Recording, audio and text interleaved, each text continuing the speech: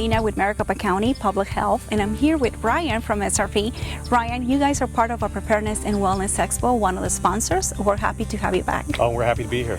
And I know that for preparedness, we need to be ready at home, or if we need to evacuate our home. But what do we need to have with us all the time? I see something here. Absolutely. We have a lot of stuff over here. With adverse weather conditions or damaged equipment, we can expect outages, and we want our customers to be prepared.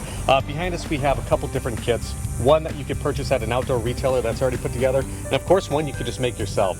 Some of the key components that we're going to want in these kits are going to be flashlights with fresh batteries, first aid kits, water, and then of course medication for anybody who has sensitive needs or who needs to keep medication with them. And very important to have a phone ready in case of an emergency. Absolutely. One of the key things we want to do is keep our customers informed.